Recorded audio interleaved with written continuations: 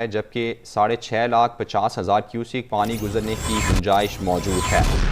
भारत की जानिब से मुमकिन पानी छोड़ने की इत्तलात के पेश नज़र दरियाए रावी में फ्लड अलर्ट जारी कर दिया गया है। PDMA के मुताबिक दरियाए रावी में 10 जुलाई तक पानी छोड़ा जा सकता है।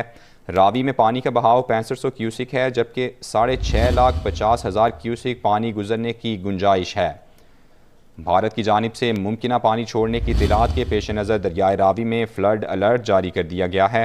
PDMA की जानिब से कहा गया है कि दरियाए रावी में 10 जुलाई तक पानी छोड़ा जा सकता है।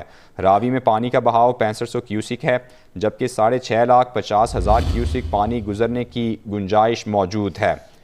भारत की जानिब से मुमकिन पानी छोड़ने की इत्तलात के पेश नज़र दरियाए रावी में फ्लड अलर्ट जारी कर दिया गया। PDMA के मुताबिक दरियाए रावी में 10 जुलाई तक पानी छोड़ा जा सकता है। रावी में पानी का बहाव 6500 क्यूसिक है। मज़ीद जानते हैं अपने नुमाइंदे मोहम्मद शफीक से। शफीक, क्या तफसीलात हैं आपके पास इससे मुतालिक?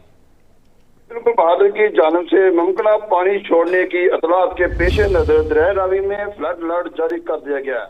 पाकिस्तान डिजास्टर मैनेजमेंट अथॉरिटी के मुताबिक भारत 10 जुलाई तक रावी में पानी छोड़ा जा सकता है। नोटिफिकेशन के मुताबिक जिला इंतजामिया नारवाल हरकत में आ चुकी है।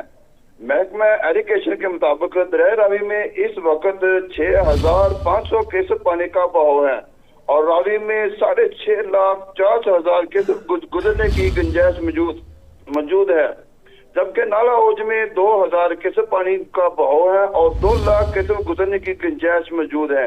नालाबई में बहाव 3,300 क्यूसेक बहाव और 1,28,000 क्यूसेक रेला गुजरने की गुंजाइश मौजूद है।